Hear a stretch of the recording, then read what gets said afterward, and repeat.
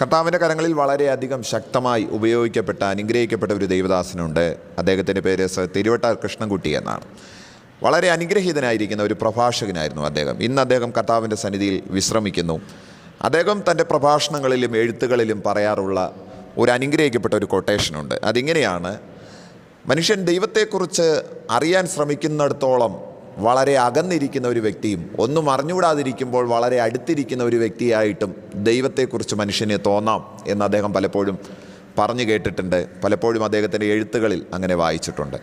വാസ്തവത്തിൽ ദൈവത്തെക്കുറിച്ച് മനുഷ്യന് അറിയാനായിട്ട് കഴിയുക എന്നത് അത് ദൈവം തന്നെ മനുഷ്യനോട് കാണിക്കേണ്ടുന്ന ഒരു കരുണയാണ്. എനിക്ക് ദൈവത്തെക്കുറിച്ച് അറിയാമെന്ന് ആരെങ്കിലും ശഠിക്കുന്നുണ്ടെങ്കിൽ വാസ്തവത്തിൽ അവൻ അറിയേണ്ടും വണ്ണം അറിഞ്ഞിട്ടില്ല. കാര്യം അറിയും തോറും അകലം കൂടുന്ന ഒരു സമസ്യയാണ് നമ്മുടെ ദൈവം എന്ന് നമുക്ക് മനസ്സിലാക്കാനായിട്ട് കഴിയുന്നുണ്ട്. ഇവിടെ ദൈവത്തെക്കുറിച്ച് ദൈവം മനുഷ്യനെ അറിയിച്ചു കൊടുക്കാത്ത പക്ഷം അവന് ലഭിക്കുന്ന അറിവുകളെല്ലാം വളരെ പരിമിതമായിരിക്കുമെന്നുള്ളതാണ് യാഥാർത്ഥ്യം. ദൈവത്തെക്കുറിച്ച് ദൈവം അറിയിച്ചു കൊടുക്കുന്നത് പലപ്പോഴും മനുഷ്യന് അവൻ്റെ യുക്തിക്ക് മനസ്സിലാകാൻ കഴിയുന്ന തരത്തിലാണ് ദൈവം കാര്യങ്ങൾ പറഞ്ഞു കൊടുക്കാനായിട്ട് ശ്രമിക്കുന്നത്. വലിയ ദൈവശാസ്ത്ര വിശദീകരണങ്ങൾ ഒരുപക്ഷെങ്കിൽ എല്ലാ മനുഷ്യർക്കും ദഹിക്കുന്ന ഒന്നല്ല, അല്ലെങ്കിൽ മനസ്സിലാക്കാൻ കഴിയുന്ന ഒന്നല്ല. എന്നാൽ അവൻ്റെ ബുദ്ധിക്ക് നിൽക്കുന്ന തരത്തിൽ ദൈവത്തെക്കുറിച്ച് ഒന്ന് രണ്ട് അറിവുകൾ ലഭിക്കുകയാണെങ്കിൽ തീർച്ചയായിട്ടും അത് അവന് അനുഗ്രഹമാണ്.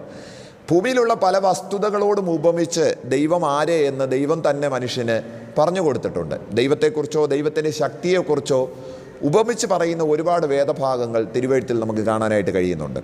അതിൽ ഒരു വേദഭാഗമാണ് രൂത്തിൻ്റെ പുസ്തകം 2-ാമത്തെ അധ്യായം 12-ാമത്തെ വാക്യത്തിൽ നമുക്ക് കാണാനായിട്ട് കഴിയുന്ന മനോഹരമായിരിക്കുന്ന ഒരു വേദഭാഗം. ആ വേദഭാഗം ഇങ്ങനെയാണ്: നിന്റെ പ്രവൃത്തിക്ക് യഹോവ പകരം നൽകട്ടെ, ഇസ്രായേലിൻ്റെ ദൈവമായ യഹോവയുടെ ചിറകിൻ കീഴിൽ ആശ്രയിച്ച് വന്നിരിക്കുന്ന നിനക്ക് അവൻ പൂർണ്ണ പ്രതിഫലം നൽകി തരുമാറാകട്ടെ.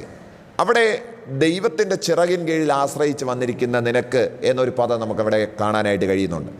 ഈ വാക്യം വായിക്കുമ്പോഴത്തേക്കും, ഈ സന്ദേശത്തിൻ്റെ തലവാചകം വായിക്കുമ്പോഴത്തേക്കും നിങ്ങൾക്ക് സ്വാഭാവികമായിട്ടൊരു ചിന്തയുണ്ടാകാം: ദൈവത്തിന് ചിറകുണ്ടോ?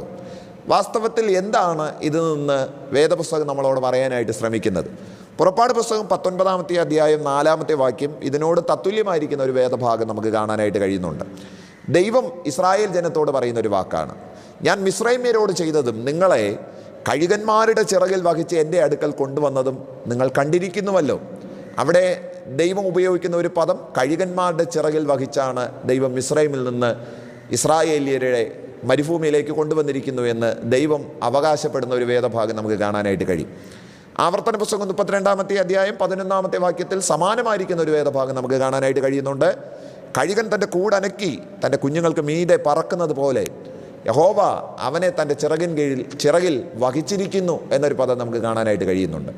നോക്കൂ, ഇവിടെയെല്ലാം ദൈവത്തിൻ്റെ ചിറകിനെ ഒരു വലിയ പക്ഷിയുടെ ചിറകിനോടാണ് ഉപമിച്ചിരിക്കുന്നത്, അഥവാ കഴുകൻ്റെ ചിറകിനോടാണ് ഉപമിച്ചിരിക്കുന്നത്.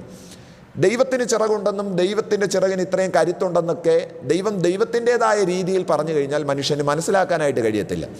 അവിടെ ദൈവത്തിൻ്റെ ശക്തിയെ ദൈവം തെളിയിക്കുന്നത്, അല്ലെങ്കിൽ മനുഷ്യന് ബോധ്യമാകേണ്ടതിന് പറഞ്ഞു കൊടുക്കുന്നത്, അതിന് ഉപയോഗിക്കുന്ന ഒരു ഉപമാ പ്രയോഗമാണ് കഴുകൻ്റെ ചിറക്, അല്ലെങ്കിൽ ദൈവത്തിൻ്റെ കരുത്തിനെ കഴുകൻ്റെ ചിറകിനോട് ഉപമിച്ചിരിക്കുന്നത് നമുക്ക് കാണാനായിട്ട് കഴിയും.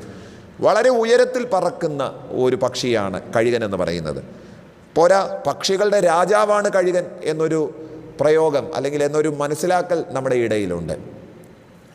മഴ പെയ്തു തുടങ്ങിക്കഴിഞ്ഞാൽ സാധാരണ എല്ലാ കിളികളും എല്ലാ പക്ഷികളും അവരവരുടെ കൂടുകളിൽ അണയാനാണ് ശ്രമിക്കുന്നതെങ്കിൽ കഴുകൻ മാത്രം ആ മഴമേഘങ്ങളുടെ മുകളിൽ പറന്ന് അവൻ അതിൻ്റെ മുകളിൽ സഞ്ചരിക്കുമെന്ന് എവിടെയോ വായിച്ചു കേട്ടിട്ടുണ്ട്. ഞാൻ പറഞ്ഞു വരാൻ ശ്രമിക്കുന്നത്, ദൈവത്തിൻ്റെ കരുത്തിന് അല്ലെങ്കിൽ ദൈവത്തിൻ്റെ ചിറകിന് ഇത്തരത്തിലൊരു സവിശേഷതയുണ്ട്. പ്രതിസന്ധിയുടെ മഴകൾ ഇങ്ങോട്ട് പെയ്തിറങ്ങുമ്പോഴത്തേക്കും ദൈവത്തിൻ്റെ ചിറകിൽ ആശ്രയിച്ചിരിക്കുന്ന ഒരുവൻ ആ മഴത്തുള്ളികൾ കൊണ്ട്, അല്ലെങ്കിൽ ആ പെരുമഴയിൽ അവൻ നനഞ്ഞു പോകാൻ ദൈവം അനുവദിക്കത്തില്ല. ആ പെയ്തിറങ്ങുന്ന മഴയുടെ മുകളിൽ പറന്ന് കയറാൻ ദൈവം അവനെയും വഹിച്ചുകൊണ്ട് മുകളിലോട്ട് പറക്കുമെന്നുള്ളത് എത്ര സുന്ദരകരമായിരിക്കുന്ന, എത്ര അനുഗ്രഹിക്കപ്പെട്ട ഒരു അനുഭൂതിയാണത്. പലപ്പോഴും നമ്മുടെ ജീവിതത്തിൽ പെയ്തിറങ്ങുന്ന പ്രതിസന്ധികൾ, വെല്ലുവിളികൾ, ജീവിതത്തിൻ്റെ ഇടവഴികളിൽ നമ്മൾ അനുഭവിക്കുന്ന പ്രതികൂലമായിരിക്കുന്ന അനുഭവങ്ങൾ, ഇതിൻ്റെ മീതെ നമ്മളെ പറപ്പിക്കുന്ന അല്ലെങ്കിൽ ഉയർത്തിക്കൊണ്ടുപോകുന്ന ദൈവത്തിൻ്റെ ആ കരുത്തിനെ കഴുകൻ്റെ ചിറകിനോടാണ് ഉപമിച്ചിരിക്കുന്നത്. ഏതൊരു പക്ഷിയും പ്രതിസന്ധികളുടെ മുമ്പിൽ പതറിപ്പോകാറുണ്ട്. പക്ഷെ കഴുകൻ മാത്രം എപ്പോഴും അതിനെ റെസിസ്റ്റ് ചെയ്ത് നിൽക്കുന്നത്, എതിർത്ത് നിൽക്കുന്നത് നമുക്ക് കാണാനായിട്ട് കഴിയുന്നുണ്ട്. നമ്മുടെ ജീവിതത്തിൽ നമുക്ക് അത്തരത്തിൽ ഒരു സവിശേഷത ദൈവം നൽകിയിട്ടുണ്ട്. അത് നമ്മുടെ പ്രത്യേകതയല്ല, മറിച്ച് ദൈവത്തിൻ്റെ ഒരു പ്രത്യേകതയാണ്. എല്ലാ പ്രതിസന്ധികളെയും അതിജീവിക്കാൻ വാസ്തവത്തിൽ കഴുകൻ ശീലിച്ചിരിക്കുന്നത് പോലെ ദൈവമക്കളായിരിക്കുന്ന നമ്മളെ കർത്താവ് അങ്ങനെ ശീലിപ്പിച്ചിരിക്കുന്നു എന്ന് തിരുവെഴുത്ത് നമ്മളോട് പറയുന്നു. അതുകൊണ്ടാണ് രൂത്തിനോട് ബോവസ് ഈ വാക്യം പറയുന്നത്, നീ ആശ്രയിച്ചിരിക്കുന്നത് യഹോവയുടെ ചിറകിലാണ്. ഇന്ന് രാവിലെ ഈ ദൈവവചനം കേൾക്കുന്ന എൻ്റെ സഹോദരങ്ങളോട് ഞാൻ വളരെ ആവേശത്തോടു കൂടെ പറയുന്നു, നിങ്ങൾ ആശ്രയിച്ചിരിക്കുന്നത് ഈ ദൈവത്തിൻ്റെ ചിറകിൻ കീഴിലാണ്. അത് ഒരിക്കലും നിങ്ങളെ താഴേക്ക് തള്ളിയിടത്തില്ല. അതൊരിക്കലും നിങ്ങളെ നിലംപരിശാക്കി കളയാനായിട്ട് അനുവദിക്കത്തില്ല. കഴുകൻ തൻ്റെ കൂടനക്കി കുഞ്ഞുങ്ങൾക്ക് മീതെ പറക്കുന്നത് വളരെ രസകരമായിട്ടാണ്. കഴുകൻ്റെ കൂട് പൊളിച്ച് കഴുകൻ കുഞ്ഞുങ്ങളെ ആ തള്ളക്കഴുകൻ വാരി താഴേക്ക് എറിയാറുണ്ട്. പറക്കൽ ശീലിപ്പിക്കുന്നതിന് വേണ്ടിയിട്ടാണ് കഴുകൻ അങ്ങനെ ചെയ്യുന്നത്. ഏതെങ്കിലും ഒരു പക്ഷിക്ക് ഏതെങ്കിലും ഒരു കഴുകൻ കുഞ്ഞിന് ചിറകടിച്ച് മുകളിലോട്ട് കയറി വരാൻ കഴിയുന്നില്ല എന്ന് തോന്നിക്കഴിഞ്ഞാൽ അസ്ത്രവേഗത്തിൽ ആ തള്ളക്കഴുകൻ പാഞ്ഞു വന്ന് ആ നിലംപരിചായിക്കൊണ്ടിരിക്കുന്ന അല്ലെങ്കിൽ താഴോട്ട് വന്നുകൊണ്ടിരിക്കുന്ന ആ കുഞ്ഞിന് വേണ്ടിയിട്ട് തൻ്റെ വിശാലമായിരിക്കുന്ന ചിറക് വിരിച്ചു വെച്ച് കൊടുക്കും. വളരെ വേഗം താഴേക്ക് വന്നുകൊണ്ടിരിക്കുന്ന ആ കഴുകൻ കുഞ്ഞ് നേരെ വന്ന് ഈ തള്ളയുടെ ചിറകിൻ്റെ മുകളിൽ വന്ന് സുരക്ഷിതമായി നിൽക്കുവാനായിട്ട് ഇടയായിത്തീരും. ജീവിതത്തിൽ ഒരുപാട് താഴേക്ക് വന്നുകൊണ്ടിരിക്കുന്നവരാണ് നിങ്ങൾ എന്ന് നിങ്ങൾക്ക് തോന്നുന്നുണ്ടെങ്കിൽ, ഇപ്പോൾ തകർന്നു പോകുന്ന സാഹചര്യങ്ങളിലേക്കാണ് ഞാൻ വന്ന് പതിക്കാൻ പോകുന്നതെന്ന് ആർക്കെങ്കിലും തോന്നുന്നുണ്ടെങ്കിൽ, ഇന്ന് രാവിലെ വളരെ ഹൃദ്യമായിട്ട് ഞാൻ നിങ്ങളോട് പറയുന്നു, നിങ്ങളെ വഹിക്കുന്ന ഒരു ചിറകുണ്ട്. നിങ്ങൾ താഴെ മുള്ളിനടിയിൽ വന്ന് വീഴാൻ, പാറക്കെട്ടുകളിൽ വീണ് നിങ്ങൾ പൊട്ടിച്ചിതറിപ്പോകാൻ ദൈവം ഒരിക്കലും അനുവദിക്കത്തില്ല. സഹോദരങ്ങളെ, നിങ്ങളുടെ താഴ്ചകൾ കാണാൻ, നിങ്ങളുടെ തകർച്ചകൾ കാണാൻ താഴെ നോക്കി നിൽക്കുന്നവരുടെ മുമ്പിൽ ദൈവം നിങ്ങളെ വിശാലമായിരിക്കുന്ന ചിറക് വിരിച്ച് ആ ചിറകിൻ്റെ മുകളിൽ നിങ്ങളെ വഹിച്ചുകൊണ്ട് പിന്നെയും നിങ്ങൾക്ക് ഉയരങ്ങളിൽ പറക്കാൻ ദൈവം അനുവദിക്കുമെന്ന് ഇന്ന് രാവിലെ ഞാൻ നിങ്ങളോട് വളരെ ഹൃദ്യമായിട്ട് പറയുന്നു. യേശുവിൻ്റെ ചിറകിന്, ദൈവത്തിൻ്റെ ചിറകിന് അത്തരത്തിലൊരു പ്രത്യേകതയുണ്ട്. അത് നമ്മെ വളരെ മുകളിലെത്തിക്കുന്നതാണ്. താഴെ കാത്തു നിൽക്കുന്നവരുടെ സ്വപ്നങ്ങൾക്ക് ഒരിക്കലും കർത്താവ് നമ്മളെ വിട്ടുകൊടുക്കത്തില്ല. താഴെ നമ്മുടെ തകർച്ച കാണാൻ വേണ്ടിയിട്ട് നോക്കി നിൽക്കുന്നവരെ അവരുടെ കണ്ണിന് സന്തോഷ വസ്തുതയാക്കി ദൈവം നമ്മളെ ഒരിക്കലും വിട്ടുകൊടുക്കത്തില്ല എന്ന് ഇന്ന് രാവിലെ ഞാൻ വളരെ ഹൃദ്യമായിട്ട് നിങ്ങളോട് പറയുന്നു. വളരെ ലക്ഷ്യബോധമുള്ളവനാണ് കഴുകൻ. അവൻ്റെ മറ്റൊരു പ്രത്യേകത അതാണ്, വളരെ ലക്ഷ്യബോധമുള്ളവനാണ്. ദൈവത്തിൻ്റെ ചിറകിലാണ് നിങ്ങൾ ആശ്രയിച്ചിരിക്കുന്നതെങ്കിൽ നിങ്ങളുടെ ജീവിതം ഒരിക്കലും ലക്ഷ്യം തെറ്റിയതായിട്ട് തീരത്തില്ല. വളരെ ലക്ഷ്യബോധമുള്ളതായിരിക്കുന്നത് നിങ്ങളുടെ ജീവിതം. ഒരിക്കലും എങ്ങോട്ടാണ് നിങ്ങളുടെ ജീവിതം പോകുന്നത് എന്നുള്ളതിന് ആശങ്കപ്പെടേണ്ട ഒരു സാഹചര്യം ഉണ്ടാകത്തില്ല.